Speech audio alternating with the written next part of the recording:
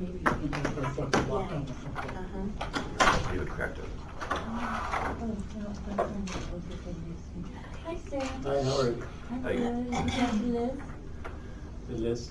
Have you talked to Liz from ECS? I did. Hi, good morning, everybody. Welcome to the monthly meeting of the SRO Task Force. Today is Thursday, May 16th, 2019. Why don't we go around the room and introduce ourselves? My name is James Sabamatsu, Department of Building Inspection. Jordan Davis, tenant representative. Mabel Brown, Department of Health, Social Worker, Environmental Department. Larry Kessler, Department of Public Health, Environmental Health. Margaret Cimentier, Department of Homelessness and Supportive Housing. Peter Keith, City Attorney's Office, Legal Advisor for the body. Patrick Gilmore, Central City SRO Collaborative. Sam Patel, SRO Operator. Dion Roberts, nonprofit SRO operator. My name is John McCormick. I'm with the Tenderloin Healthy Cornerstone Coalition in TNDC. Okay. So, I'm Jennifer Chung-Ju, administrative support. thank you. Sorry, I almost missed you there. We passed out the minutes. The first item is to, we do have a quorum, is to look at the minutes and see if people have any changes.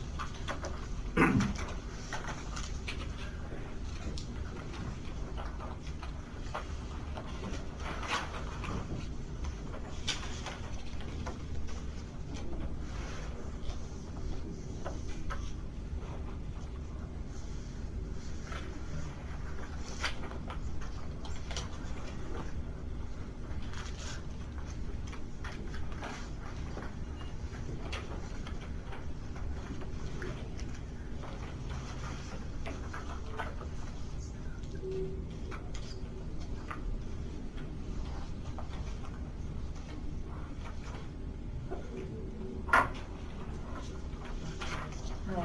Yeah. Margaret Cimentier for the record.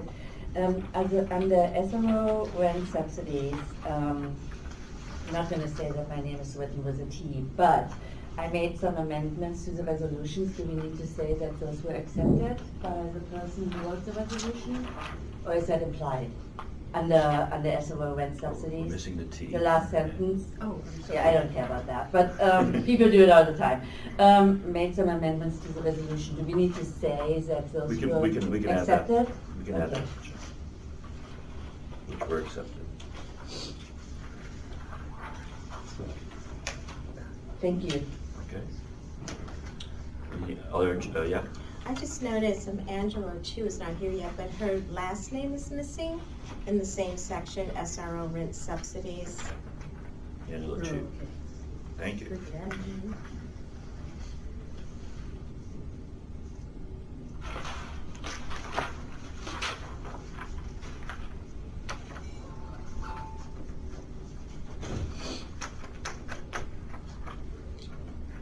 Any other changes?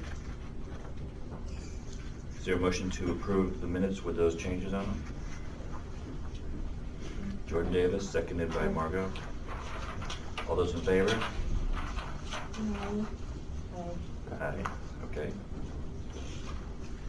Minutes are approved.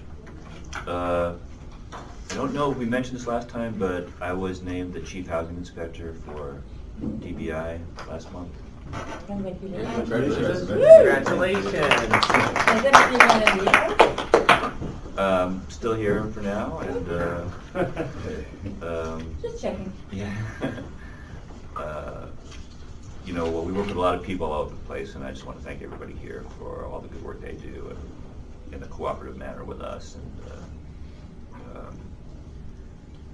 we seem to get some stuff done. So that's good. I also wanted to draw your attention to this photo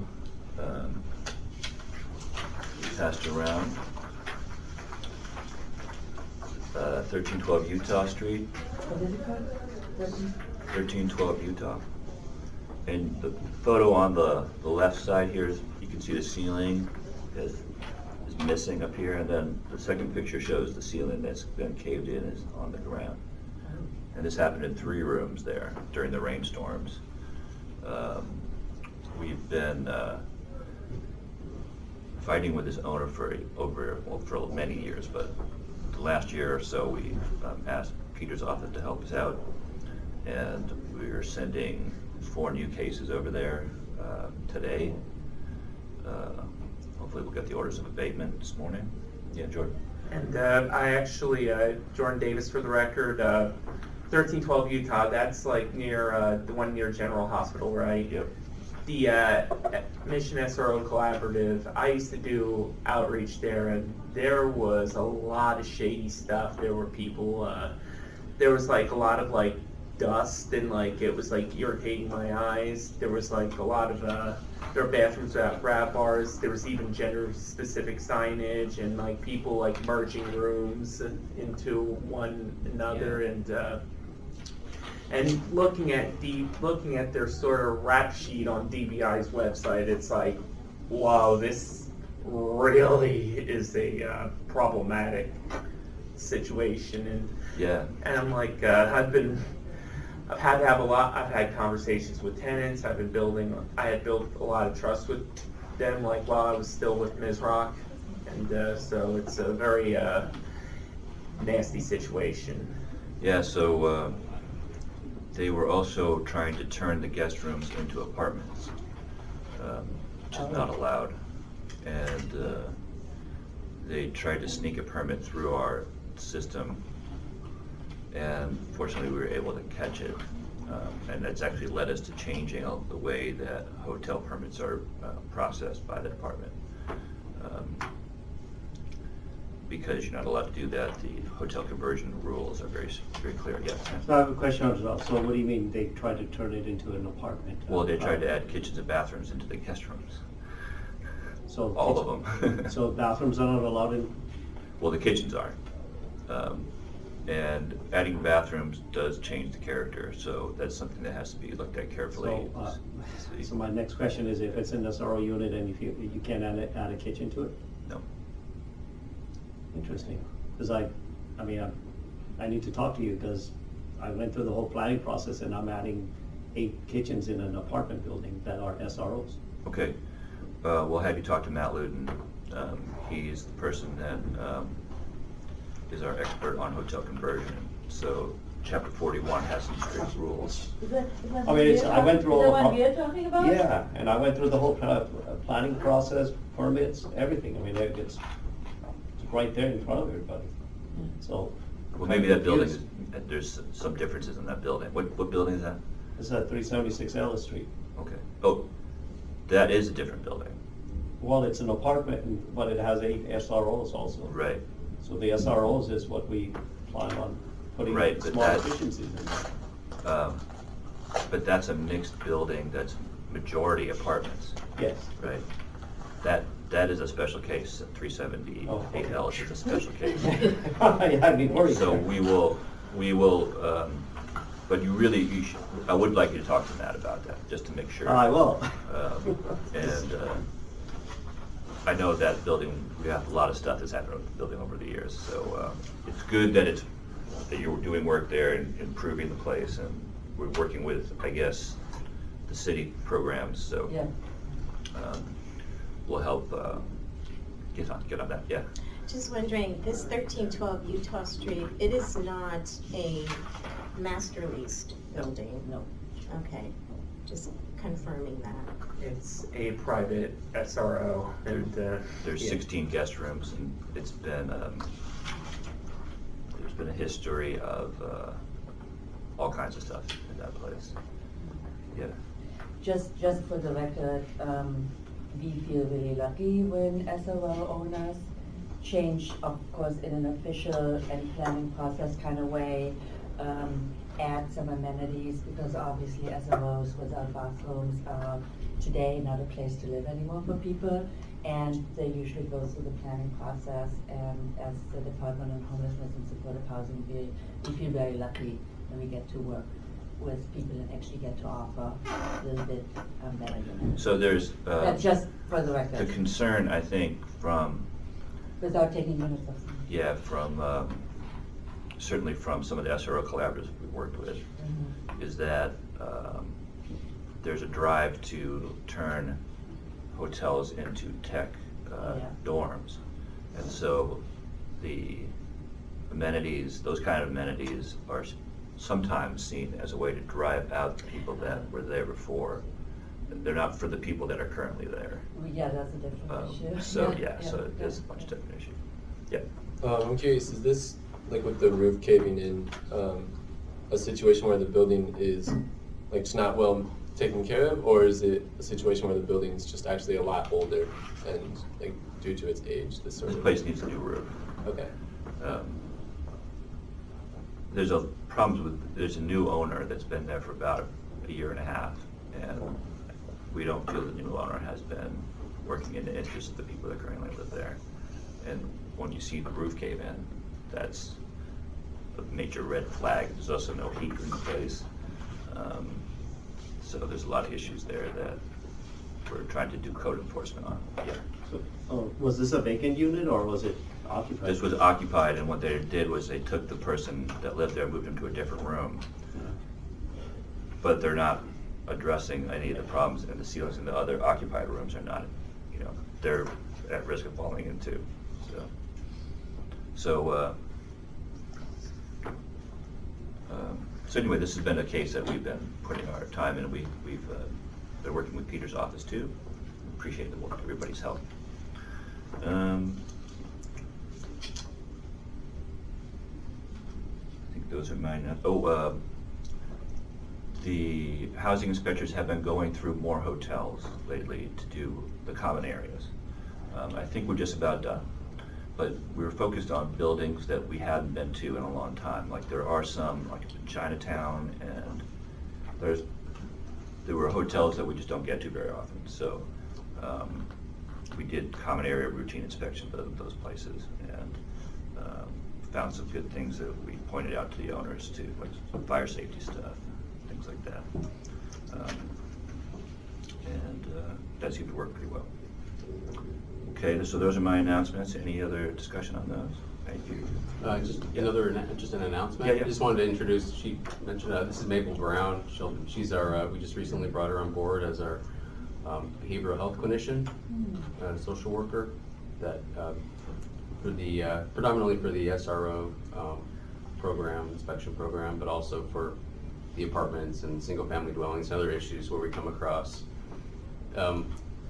maybe behavioral issues with tenancies, to try to get them some support services if they need it. So I wanted to introduce her. Also, just to also let the group know, we are fully staffed now. We have 3 senior inspectors for the SRO inspection program for the first time, I think in years. So we also are, like you, Jamie, we're going through a lot of the hotels that we haven't been in a long time to do those routine inspections. Welcome, Ms. Brown. Thank you. Are there any other comments, questions, discussion? I have a question. Peter Keith of the City Attorney's Office. Welcome, Mabel. I'm curious, what's the relationship between the kind of work you do and the kind of work that APS does? Basically, I go out with the inspectors when they do have a call, or and if they need my help once they encounter a tenant or a house with floating or cluttering or any type of any disability, especially if they're living alone and their health is declining and have no family members, and then help them to get them resources, outreaches. And if they need like deep cleaning with their unit, I connect them to APS, like a liaison, and they're really to support them going through their challenges that they face, and really try to give them referrals that can benefit them. Thank you and welcome. Thank you, welcome. Yeah. Just by way of a comment, I just want to say also welcome, and that this is actually a very vital service that DPH can provide in our populations now. We are dealing with an aging population. Many individuals are not able to really self-maintain. So when there's an infestation, when there's bed bugs, when there's cluttering and hoarding, we do our part to, try to let the resident know that they have to correct these issues, and then DPH comes out and inspects the units, and the onus is then really on the operator, you know, to correct issues, and sometimes we do need to engage a social worker to really work with the resident to help them make the improvements. So, I'm happy that you're on board. Yeah, Jordan. I want to also welcome you to, as a guest to this space. We have a lot of great conversations, and I like the services that you provide. Like sometimes we all need a compassionate hand, even when things get unfair. So yeah, this is it's great to have you here. I'm also concerned about. On another thing, I am a little concerned about attendance. I've been actually going through a long minutes and about attendance. So try to be here. It's you went through all this work to get appointed to a government body, and even as advisory as it is, and I just really think it's vital that people be here and try to minimize work conflicts and do the best they can. Okay, thank you. Yes, I second that. So let's move to the next item, which is the bylaws. So we passed around, we had several discussions, and we also have some new members here last year, and we do need to pass something soon. We won't be able to vote on this today, because it requires 10 days notice according to the bylaws, to change the bylaws. So what we're gonna do is we're gonna give that notice today. So what I would like is to give notice that this version that's before you now, we will have a vote on that, on passing that one, this one. And other amendments we can add to it. What we should figure out what those are gonna be today, so we give the notice for next time. So everything that's in the document before you incorporates comments from the October discussions and the November discussions. We have changed the number of seats to 12, and they're outlined. Those changes are outlined in red. We've cut some stuff. I had some discussions with Deputy City Attorney Judy Boyajian, who is a veteran of the City Attorney's Office and open meeting rules. And some of these were her suggestions. We had a good discussion with her. And so I think basically everything up to Article 4, there were no other ideas. I think we have a consensus on everything up to Article 4. So then when we get to Article 4, which is on page 4,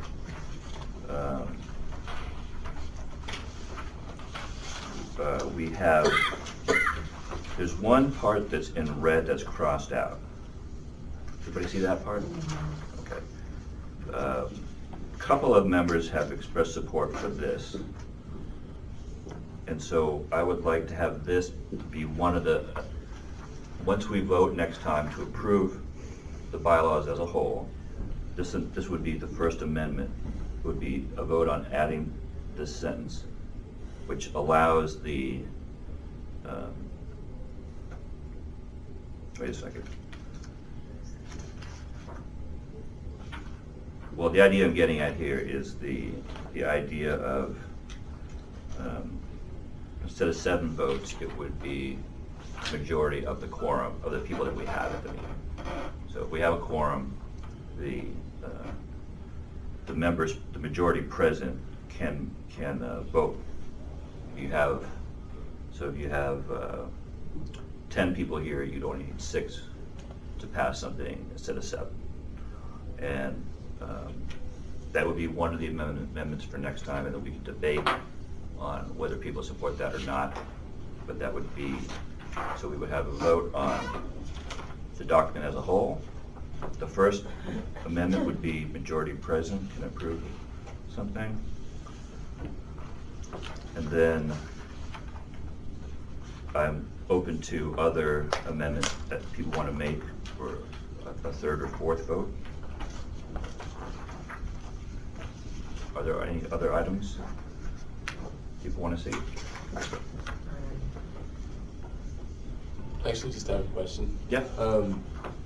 Section 6 that you crossed out, a leave of absence may not exceed 4 months. I'm curious, what is like the general amount of time that people use for maternity leave? Because that, like, it would suck if you had to, like, if you got pregnant and had a baby and had to, you know, be out of the meeting to take care of that. In that 4 months, you know. The historical reason why we had this here was because people would, for other reasons, not show up for a long period of time, and then like, I just need a leave of absence, and people would give that. So then they put this in here, and we haven't had a situation where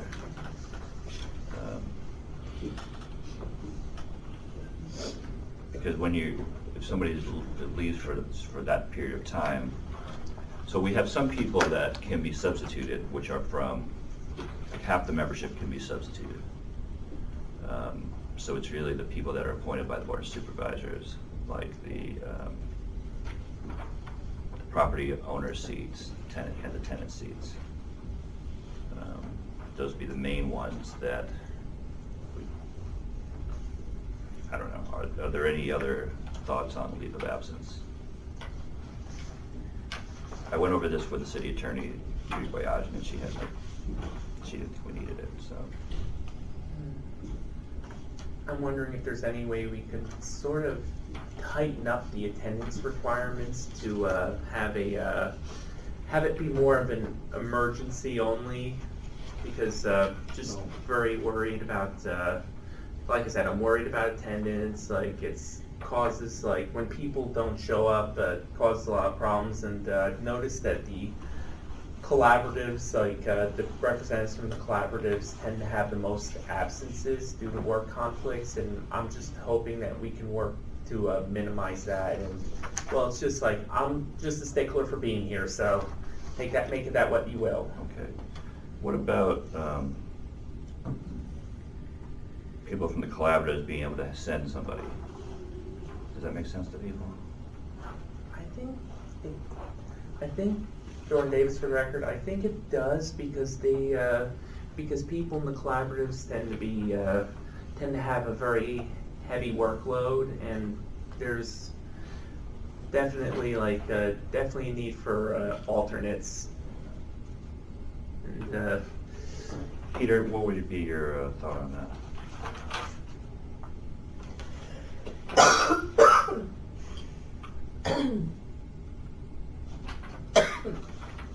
Well, the bylaws here give power to the SRO collaboratives to make the appointment. And I assume that mimics the ordinance that authorizes this body. I don't know, I mean, Judy is more familiar with the reenactment of the ordinance, but provided that is the case, then the SRO collaborative should have the authority to make a substitution. I mean, it'd be one thing if it were a Board of Supervisors appointment, then I don't think there can be a substitution. But in this case, it appears there can be. So what we have here is we're proposing to add language that says, except in the case of the city department employee substitution. So we could say city department or SRO collaborative substitution. That would let an alternate from the SRO collaborative vote on a measure. Yeah. This is Sam Patel, but aren't the SRO collaboratives also appointed through the Board of Supervisors? Yes, and Sam may be correct on that They point. are, because they have to go through. Yeah, okay. So In that case, then it's a I moot think it is a barrier. Okay.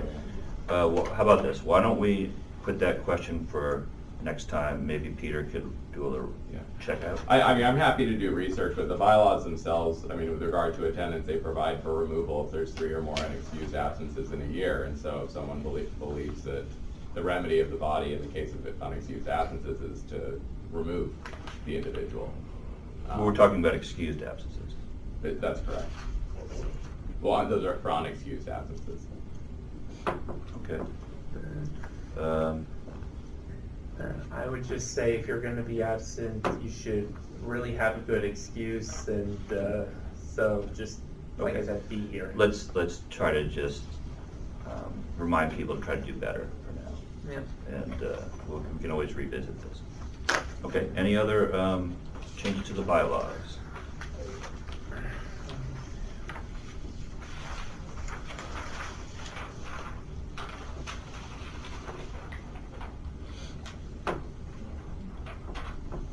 Clifford?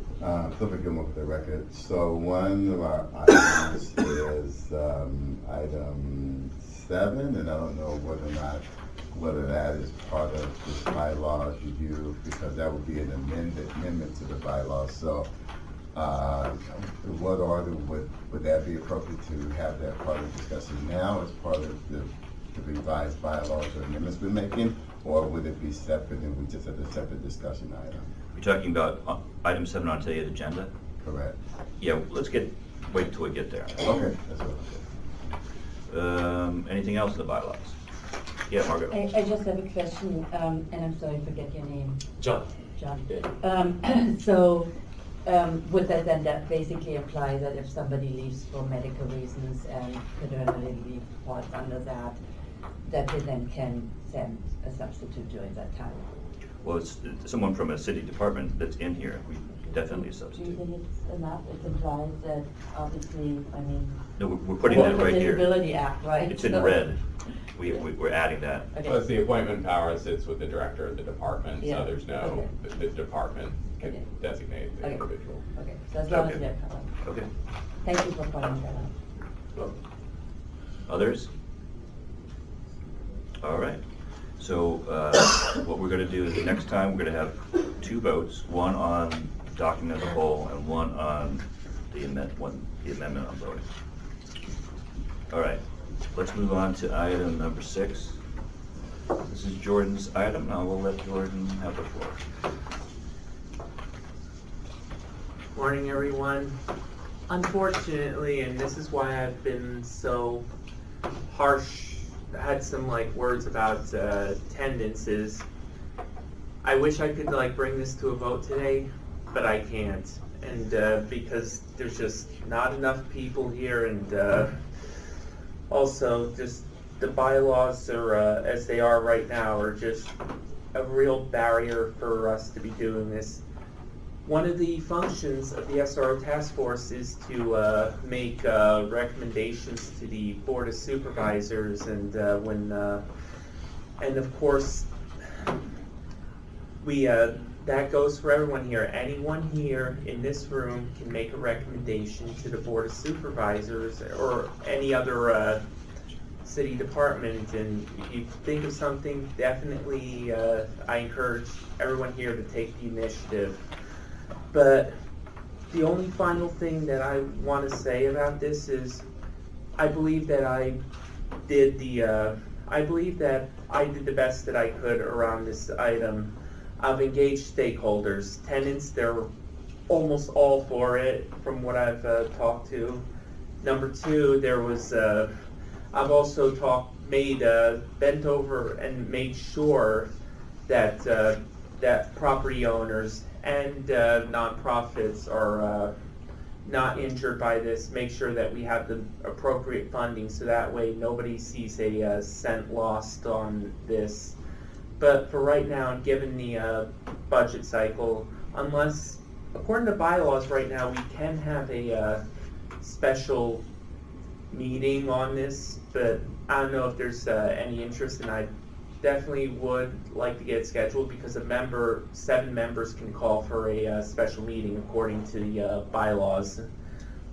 And but I would welcome discussion, and there is a member of the public here to speak during public comment, so if we can begin it. If anybody wants to discuss this more, now's the time. Okay. Any comments? Yep. And I apologize because I don't have my file with me. Does anyone have the last copy of this with them by any chance? Because I know you put in some of my friendly amendments, but for some reason I remember it I remember some of the language here, the general language a little bit different. And I have it in the office, I just don't have it with me. But, I did, put in. I know, yeah, you did, my amendments you put in, yeah. Thank you so much.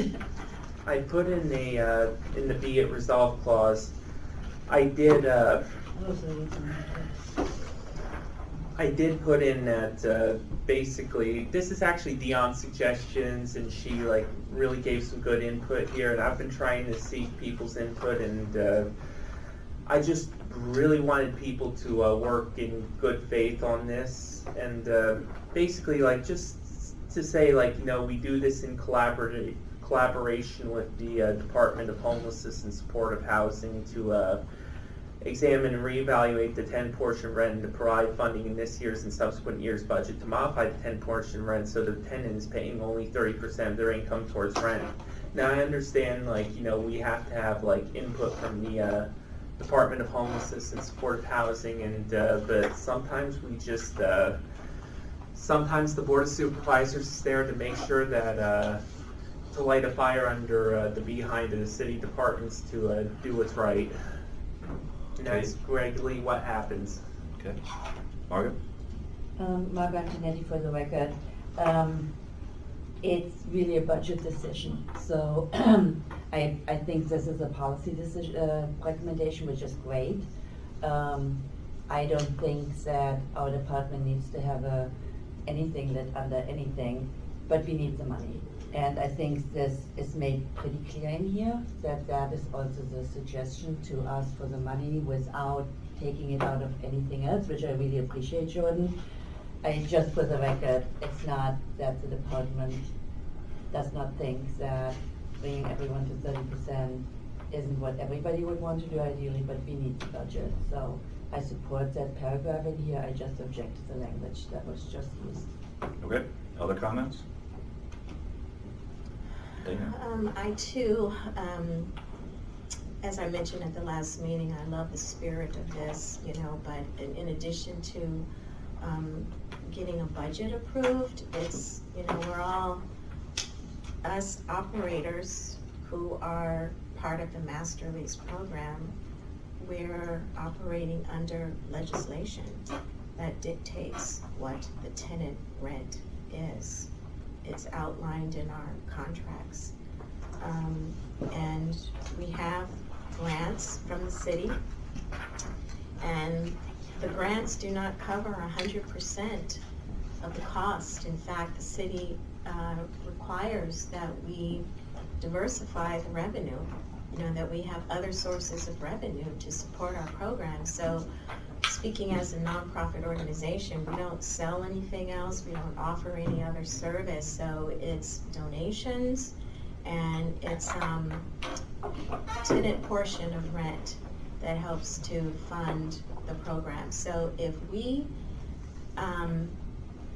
do accept or start receiving less rent from tenants, then that means that our financial need increases and we only have the city to look to fund that gap. So that's the only point I want to make. And again, Angela's not here, but I thought she made a good point last meeting in suggesting that perhaps, you know, HSH could just take a look at the legislation, you know, and see if it needs to be revised, you know, because back then when it was implemented, it was the care not cash. It was taking a portion of people's cap and letting that go towards housing.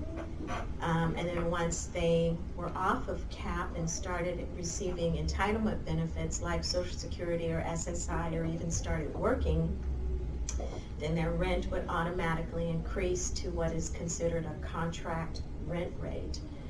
You know, and that was kind of like the city's success story, right? That individuals who were at once dependent upon government aid are now receiving entitlement benefits or earnings or whatever, and so their rent again would automatically increase to $500 which is usually what the contracted rate is. And for some people, that $500 is more than, 30% of their income. But so is the cap, the designated payment by the city if you're on cap is either $278 a month or I think $317. And that too is more than 30% of a person's cap benefits. But again, this is the legislation, so 10 years or 15 years later, then perhaps that legislation needs to be reevaluated. Sam? Sam Patel, just more of a legal question, maybe Peter can help us out on this, is, so this task force is for everybody, all SROs, including nonprofits and for-profit, and for the tenants' benefits in both. Are we allowed to make a specific recommendation just for nonprofits? Is that allowed? I want to offer the caveat that this is an advisory body, so we can make recommendations within any area of SROs if we want to be specific, if we want to be general. The body certainly has its mandate is to make recommendations in all these areas, but it's really up to the body to decide how broad or how narrow to think a recommendation ought to be. But the body has the power to do it, but again, it's just a recommendation. My next question will be, isn't this kind of a discriminatory, because there are thousands of tenants who are living in for-profit buildings that are on SSI. I mean, we're saying that, SSI tenants who are in non-profit buildings are being impacted, but it's not true actually. There are thousands of SSI tenants. So are they gonna get subsidized? Well, Sam, last time you made some comments, and I was thinking about the risk part of the comments you made last time. It's been on my mind. Good. But, look, it's going to be a heavy lift already, but it's going to be kind of a heavy lift, but we're just like starting up the conversation right here, and eventually what I and many other tenant advocates would like to see is for SROs to be taken off the private market and preserved as permanently affordable housing, but we're not there yet. That's a whole nother discussion, and I'm going to mention something about that in prioritization of future meeting topics. Okay. Other comments on item number 6? Okay. We'll move along to item number 7. Oh yeah, there's public comment. Sorry. Hi, my name is Christopher Micah. I'm a tenant at the All-Star Hotel.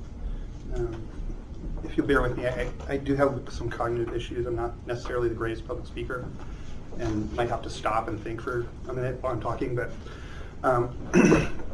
I am an SRO tenant. I had this recent experience with homelessness, and then became housed at the All-Star in July. I was, became unhoused because of my new disability. I'm listening to this conversation. I haven't had the opportunity to be here before and hear these kind of what's going on with this conversation around this proposal. I'm confused about the discussion you're having about budget right now. This is an advisory body, right? So I don't know what decision, does this body make decisions about budget? No. So I do not understand why. We're here to make recommendations, and those recommendations can be budgetary, they can be non-budgetary. We can make any recommendation we want, like around SRO issues. Thank you for clarifying. So, from my perspective, I don't know how you can't support this. I know a couple of months back, this went before the Democratic County Central Committee. It was approved unanimously. And they also voted to kind of expand on it, to have a recommendation to kind of expand on it and bring this idea of paying 30% of income to other housing that wasn't necessarily just SROs, but I think was like family kind of housing and such. I don't know if that has happened yet. I think they put that off, but yes, we did pass a very similar resolution was passed before the Democratic Central Committee, which is basically the Democratic Party body, which advises on which sometimes has resolutions on policy issues, and like I said, it was unanimously supported, and yes, even Scott Wiener supported this. So yeah, Scott Wiener and people, like our state senator and all that. I mean, so I'm really unclear of what the conflict is here about this. I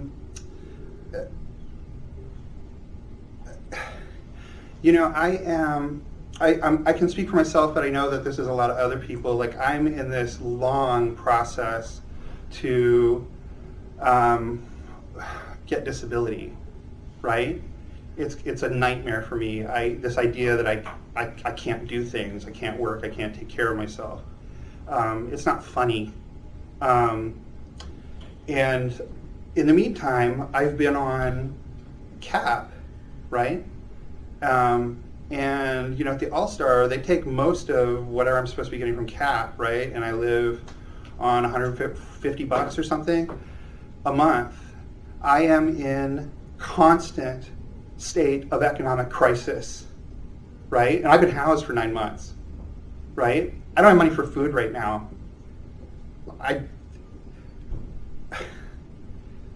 So when I looked at this, when I talked to Jordan about this before, I'm just like, this actually doesn't go far enough for me. I mean, I don't understand why people on SSI, SSDI, and CAP and on, really limited income should even have to pay 30%. I mean, I actually think there should be 30% should be the max, and we should kind of go from there. I think this is really important. I think this body is an advisory body. Right now, I don't understand the issue about we need the budget, quote unquote. I think you're compelled to support this, and that's what I have to say. Okay, thank you very much. We really appreciate people taking the time to come here and offer their contributions, especially members of the public. May I say one more thing? Sure.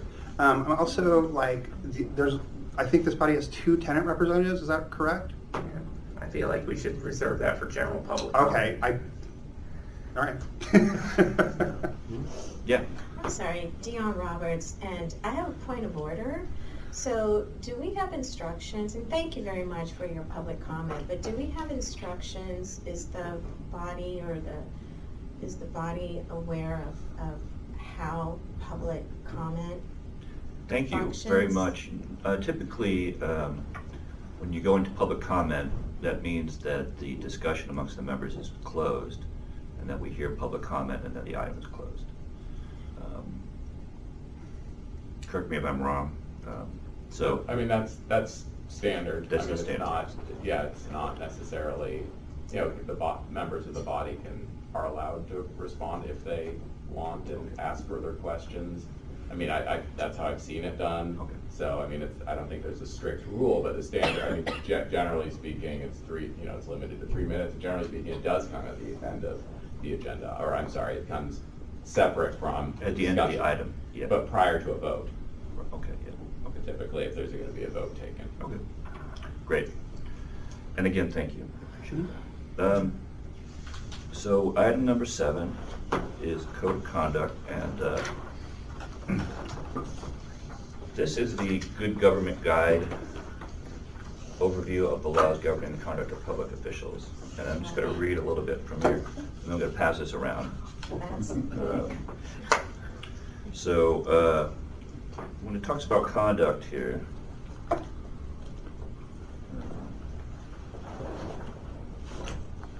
talks about wrongful behavior that falls below the standard of decency, good faith, and right action. And so I want people to remember that. And again, I think we've done very well in our meetings, at their meetings. but sometimes there's this time in between meetings. And I think that's the time when sometimes people can allow themselves to project things on other, come up with things. You give yourself permission to take actions or to, let's say, post something on social media that might not go along with what this sentence here says. So what I'd just like to do is reiterate that's an important thing for people to remember at all times. If you have a concern about what someone else has done or something like that, you can always you can come to me too, the chair. But when people sort of go out and I just want you to remember that we're governed by this, and I'm going to pass this around.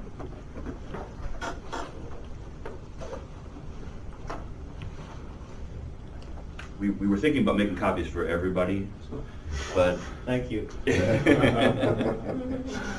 on the web, it's available on the website. It's available on the website, yes. Oh yeah, like, oh wait, is this just one or is it That's the whole thing right there. Oh god, yes, I apologize, sorry. Don't worry about the clip, I'll deal with that later. And then there was one other thing about when people are identifying themselves. Sometimes people have to identify themselves when they're at a public meeting and you're offering testimony or you're speaking in public comment. Also, people sometimes you can be at a public meeting and a reporter will like what you said in your public comment. They'll ask you to come to the side and want to interview you. And when people identify themselves, it's important that if you're using the name of this body, that it's not implied that you're representing the view of the entire body. Yeah. Like sometimes I've actually done this where I've gone to public comment and identified myself as a member, but I'm very, very cautious about saying that this is for identification purposes only. And I've actually, my name and like my membership on this body has actually appeared on endorsements on several political candidates' websites, and I make damn sure that they say for identification purposes only. Okay. Like a lot of commissioners do that, and that's just how I'm very That's careful. very important, and I really appreciate that. Sometimes, though, when you're being interviewed by a reporter, they don't add that. And you can't always control what the reporter writes, but it's up to us to make it very clear that we want that reporter to put that in there, that you're not representing the views of the whole body. Because a reporter, and I was a reporter once when I was very young, they're trying to make their story sound better, and they want someone to sound, they want an important sounding affiliation or title to give you that makes your quote have more weight in their piece. So you got to make it clear to them that they got to put that in there, because otherwise it could be, they could put something out of context a little bit. So just want to have that reminder, and if you have any questions, you can talk to Peter. Peter and I discussed this about a month ago.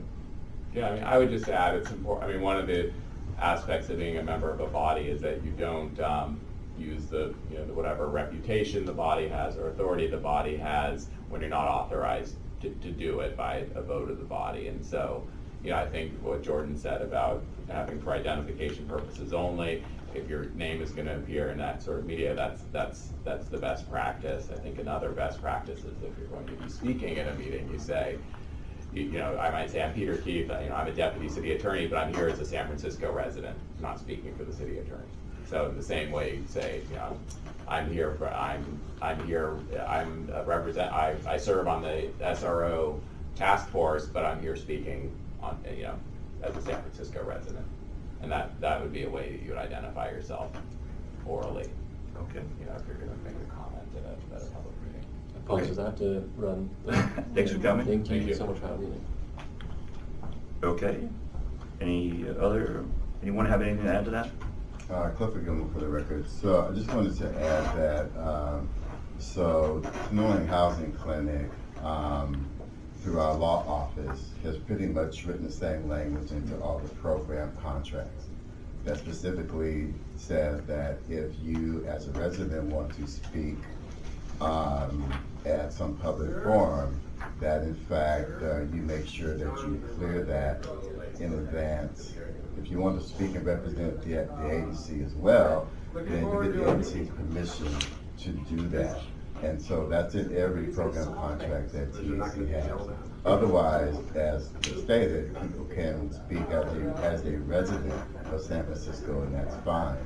But with the understanding that if they want to sort of have this identification that they're linked to the agency, they have to put them with the agency in advance. And again, I think to Clifford's point, you don't need to clear it with us before you go to speak before any public body, and you don't even have to clear it with us before you tell people that you're on the task force, but you do need, as Clifford said, you would need to clear it with us if you didn't then want to follow with the disclaimer, but I'm here as a San Francisco resident speaking for myself. All right, thank you very much for everyone's comments. We really appreciate it. Yeah. Also, from the implication of this on the agenda, that we were like, it looked like we were going to discuss having a separate code of conduct on top of everything else, and that's something that could lead to a very problematic direction, because I've spoken to several people who serve on other boards and commissions, and they've said that basically like there's no other code of conduct other than the laws right now, and I just worry about how if we start making our own code of conduct, things could get kind of hairy. But there is I feel that there is, however, a need for safe space and sort of like recognition of anti-oppression, recognizing issues around racism, sexism, homophobia, transphobia, ableism, classism, you name it, and trying to make this, and it's really something good that would really help the body, or help almost every board or commission, like small C or big C. Okay. Thank you for, I want to thank everyone for, oh yeah. Just one final comment. So I just wanted to go back. I think we've had it in the last meeting minutes that through the chair sort of highlighted for everyone the chair's expectations on conduct. And I think that's great. I think people in general understand the depth of that and what the expectations are. But as you mentioned about an example of social media, it makes me wonder, just as a broad general statement, does it go far enough? So for example, conduct can also include harassment, can include some intimidation, not in our meetings, but maybe outside of our meeting. I just don't know if we have enough to ensure that in fact we are covering all the landscape. Because for me, there's going to be people coming, obviously people coming after this board that all of us serving on now. And it seems to me we should be also mindful of that, of sort of setting some real standards around that, so there's people understand the spirit in which we're doing this. We come with different perspectives and from different backgrounds, and that's the diversity, that's the strength. However, that does not allow us, I think, to sort of move beyond where our boundaries are in terms of our conduct. So I really appreciate that comment. At the last meeting, we had a vote at the Board of Supervisors, the Rules Committee, and that can be a difficult event. And so the last meeting, I think there was some contrition, and there was some people said they wanted to move forward from there. So, again, I'm just reiterating that if you are having an issue with somebody else on here, you can always come to me. And that it's important to maintain what's in the code of conduct, which is a standard of decency. And I'm certainly not talking about creating a new code of conduct just for this body. No one suggested that to me. So, and Jordan was nice enough to send us the link for this packet. and I want to thank her for that. And I do want this to be a safe space for everyone to come and contribute, and also to feel safe in between the meetings. I think we've grown a lot in the last year, certainly that I've been working with the group. We've had a lot of interesting ideas to put forth. One thing that I am going to ask is for the city departments to try to give us more of a contribution at our meetings. So we have, the next item would be the report from the collaborative, and I want to expand that after today, but for next time, to have reports or just, a sentence or two from each city department as to, what is a pressing issue at your department. So are there any other comments? Before we move on to that item, is there anything else on the last item? Okay. So the next item is item number 8, report to the SRO collaborative. And what I would like to do, like for instance, today I came with these photos of 1312 Utah. So that's something that our departments are working on. A lot of different divisions are working on this. We're working with Peter's office. And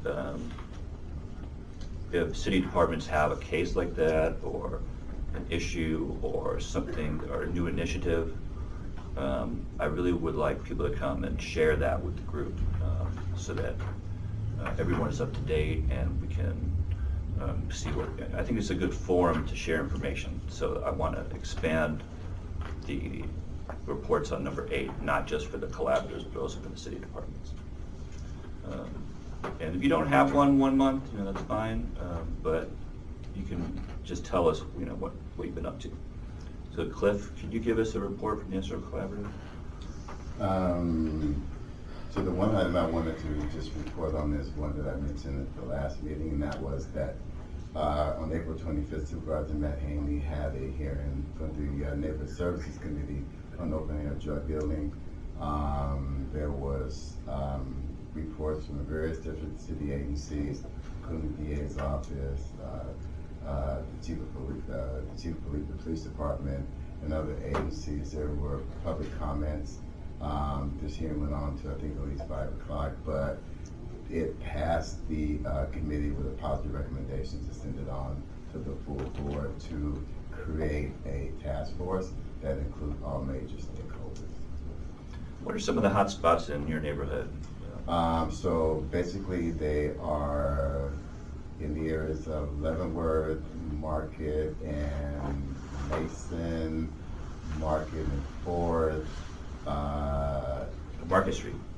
Yeah, well, Market Street next to Mason. Also Golden Gate and Golden Gate and where? Eddie. Well, not Golden Gate, Eddie, Golden Gate, and Turk. So just the whole general area. You can go up. But like Mason and Eddie, that would that be one? Yeah, that's what. Yeah, you could go past Post, I think, across Van Ness a little bit. So there are a number of different groups that have been operating for quite some time in those different areas. I met some friends at a place down in, it's called Piano Fight. And, Oh, yeah. Right. if you go around the corner down to Mason and Eddie, Right. it's out in the, it's like a party in the street, right? Right. So anyone that's trying to drive down that street is like, it's like a standoff with the people out that are standing in the street. Right. It's interesting. So, okay, so thanks for the update there. Any other comments on item 8? Okay. We'll move along to item number 9, prioritization of future topics. We're gonna have the 2 votes on the bylaws next time. Everyone's clear that we're giving notice on that right now, right? Okay. Deanne Roberts. Thank you. In regards to number 8, I was looking at the minutes, and so at the end of last meeting, I kind of mentioned that,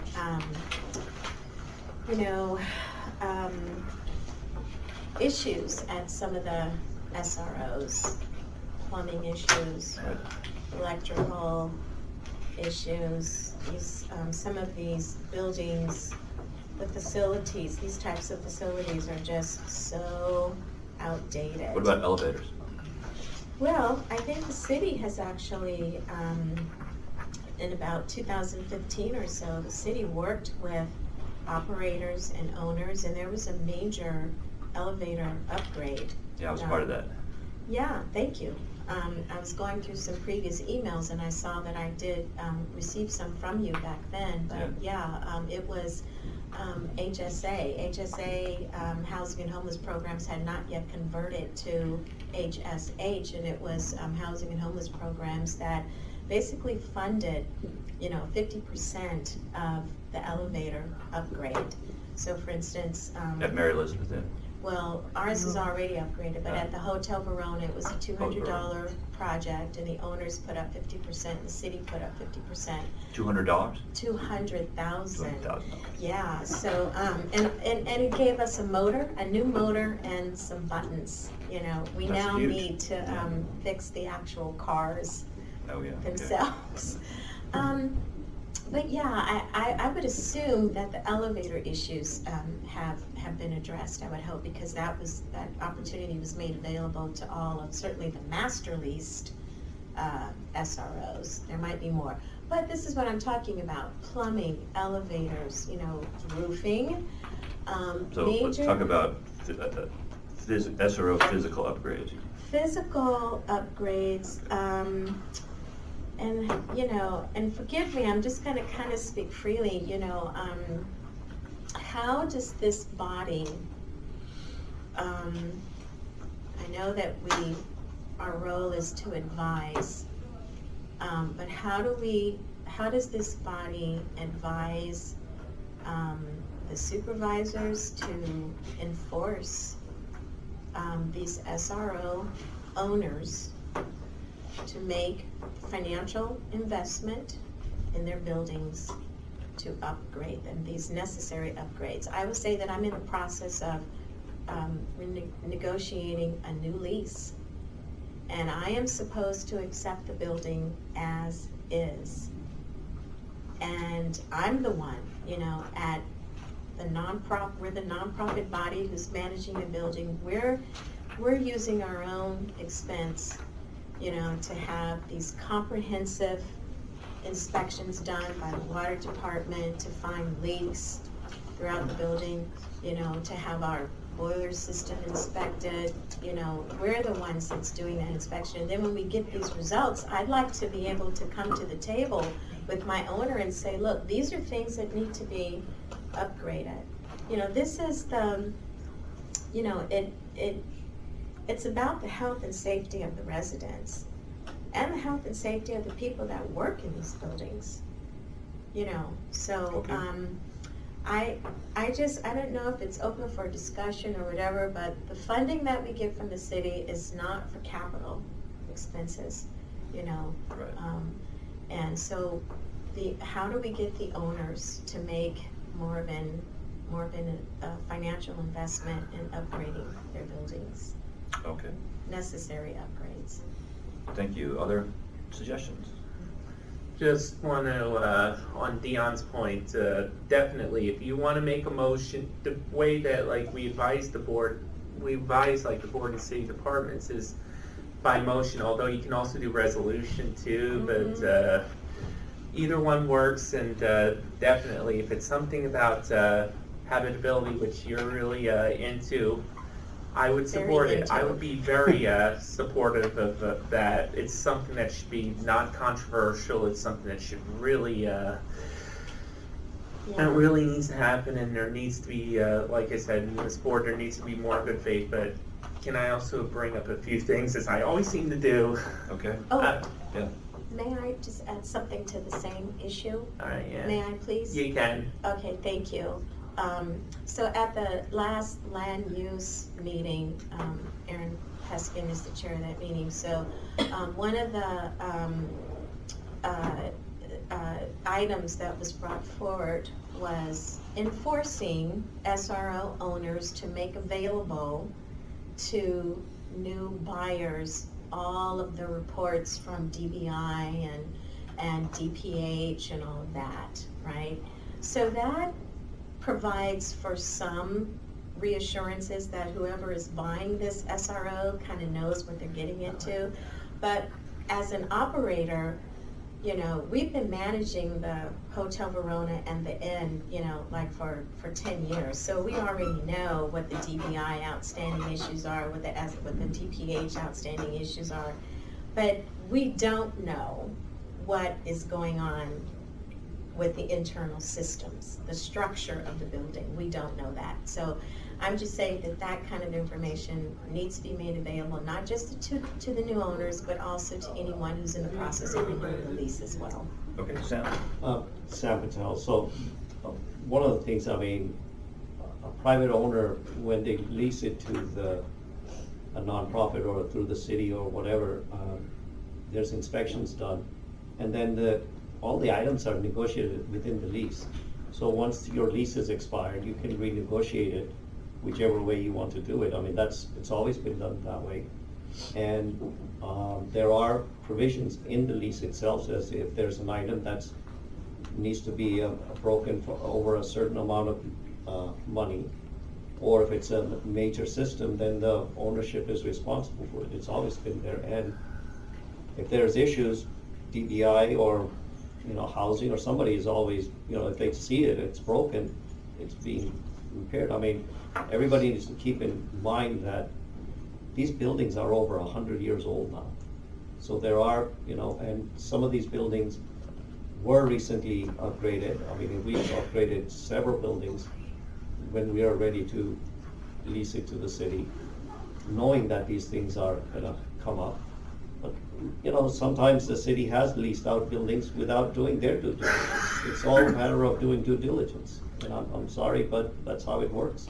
All right, thank you. Now, let me remind people, we're not having discussions about this subject today. We'll have that next time. Today, right now, we're just getting topics. So does anybody have any more topics?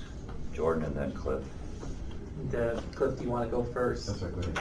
All right, I have three. One of them is kind of an internal thing. I believe the bylaws allow for little breakout committees and subcommittees, and I know that was done in the past, although probably the committees would not look the same as they did in the past. So it might be a good way to open up might be a good way to have complicated policy discussions within a small group without having to run it through the whole body. I mean, I'm just gauging interest on this. The second thing is, in June, next month is going to be Pride Month, and I'm the only LGBT member, and right now I'm still the only LGBTQ member of this body, so I do want to propose that the Office of Transgender Initiatives comes in to discuss the Our Trans Home program, which actually does have a nexus to SROs. They're basically talking about trying to get these transgender people have certain medical needs that might preclude them from living in an SRO. So I feel that bringing them in might be beneficial and nice tie into. Okay, let me Margot, you have something? And Just a process comment. I wouldn't make assumptions about what the gender status or the sexual orientation of people in this body are. well, the only Thank you. known LGBT person. Okay, let's It's just a process comment. I don't think it should go in the minutes anyway. And okay. the last item I want to bring up is recently the Board of Supervisors passed the Community Opportunity to Purchase Act, which would take, if properly funded, take buildings off the market, and it was Supervisor Fewer's office. This legislation already passed, and so I just want to bring that to the attention and see, because there's actually nexus to SROs in that they can actually acquire SROs and take them off the private market and see what that would look like. And I'm done for today, so Anything else, Margot? No, so you're asking to put that on the agenda? that sounds too. interesting. No, I Just don't have any. put it on stack. Let me just go back to the point. I'm sorry if this is off the topic, but Margo makes an important point about not assuming things, and this is a public body, everything here is public record, and also when you're out speaking and putting it in the newspaper and stuff like that, those assumptions, you gotta be careful with that too. Just want to, okay. Who else had a future meeting? So Clifford Gilmore for the record, I'd like for us to consider as a future topic, perhaps having someone come from the Mental Health Association to give us sort of a report on the work that they do with tenants and whether they're in nonprofit hotels or for-profit hotels, as far as the scope of their work on the population that they serve and how it may better give us a better understanding of how the two intersections Okay. connect. Sounds good. Dion and then Margo. Yeah, I was gonna, thank you. Speaking of having guests come, I believe it was a couple of meetings ago when I heard Sam ask for a representative from APS.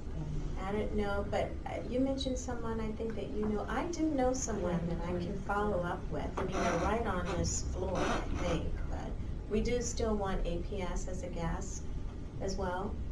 Okay. Margo, then Sam. So this was actually my question, that we had, there's a number of future meeting topics from last time, and, you know, we've addressed one of them, the code of conduct. And, you know, we're continuing the discussion of the resolution.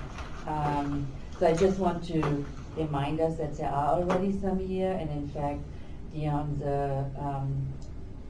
the topic that you suggested this time sounds pretty similar, somewhat similar to the one that you suggested last time. So I just want us to keep that in mind, and maybe it's the body that actually needs to prioritize them. Yeah. If you have that many topics, which I think are all important, including visit from the Mental Health Association, then, you know, maybe we need to prioritize. Yep, we certainly do.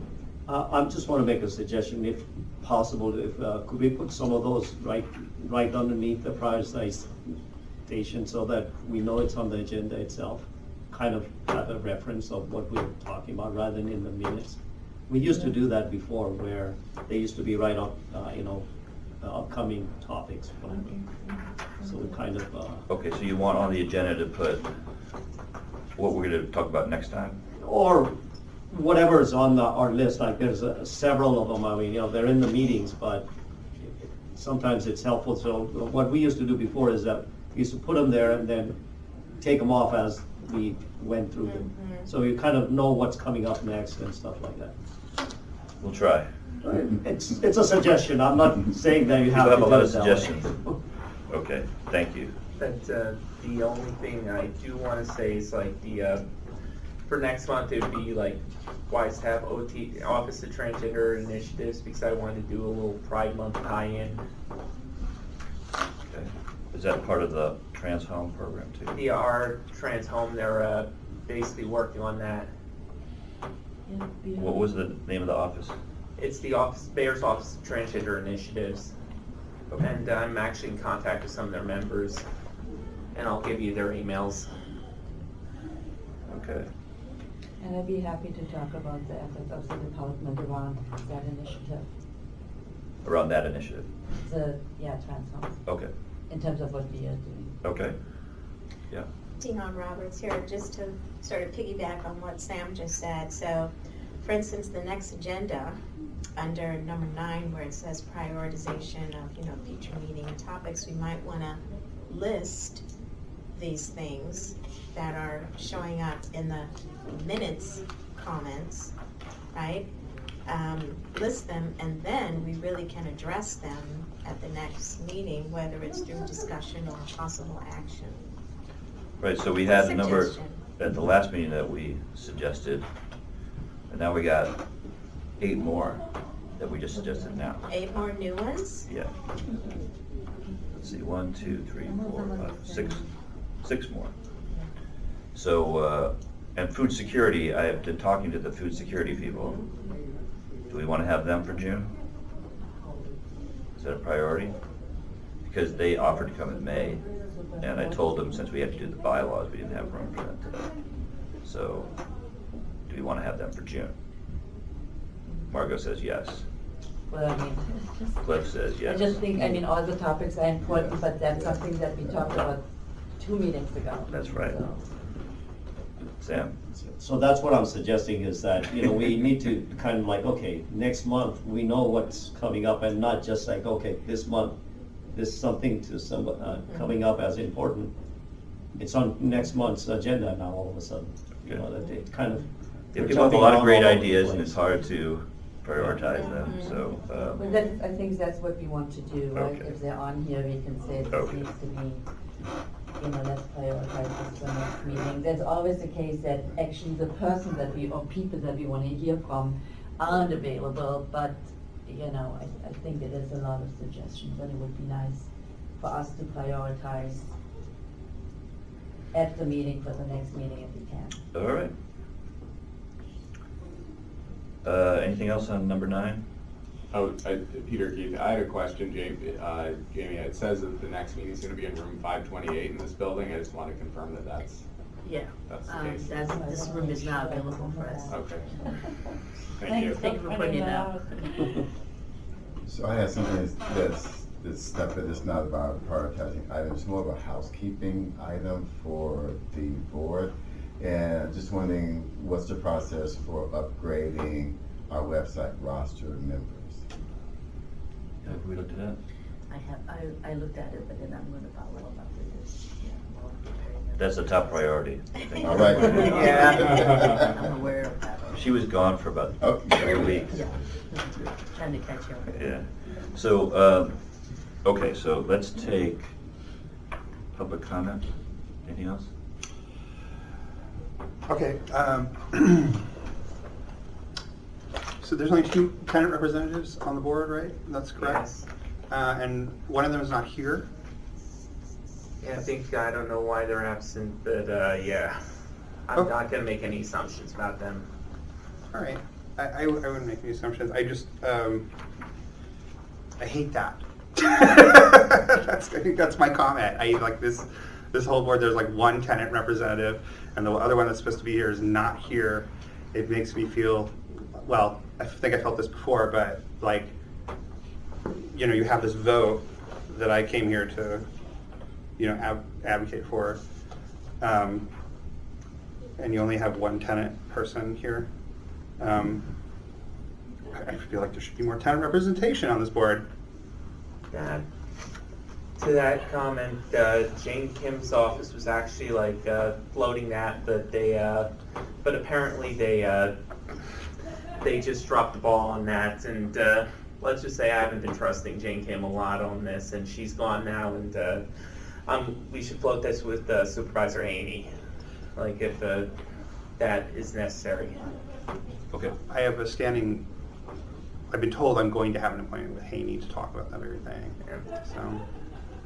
What is point of order? I mean, there's an open discussion going back. Oh, and I'm so forth. sorry. I mean, you know, I thought public comment is just public comment. Peter said that we can respond. Well, I mean, a member of the body can Can ask questions. can ask questions and respond. I mean, I think Okay. that's okay, but yeah, I mean, we do want to be Okay, careful not. I'm going to close public comment, thank you. I just got notified that on this case on Utah Street where the ceiling caved in, we just got 3 orders of abatement at the end. So that's good. Is there a motion to adjourn? I'll let you make a motion that we adjourn today's meeting. Clifford, seconded by Sam. So moved, thank you. See you next time. So, you. Along with it.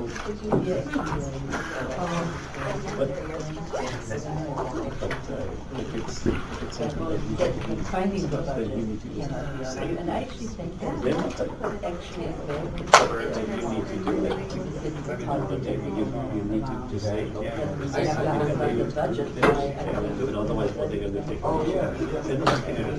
So, congratulations.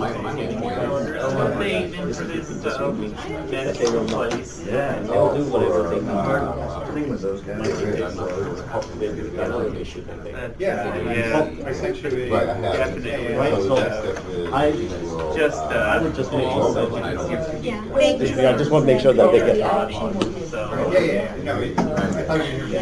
no, yeah, so that's Why just. I don't think anybody wants to carry that on. Except for you.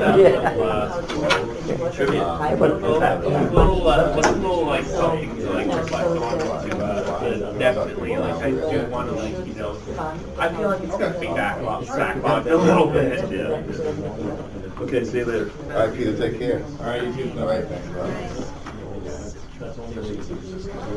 Yeah. Hey, Jordan. How are you? Good, baby. Yeah. Sure.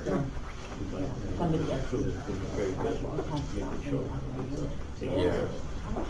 Nice meeting you. I was looking for a code and I can't find my This was code. good. So this body isn't gonna be addressing all this. All this housing. Okay, good. I can't find They're it. building, which is not SROs, they're dwelling units, right? These are apartments. This body, right, so in the long-term trend, homelessness, it's not gonna be about SROs.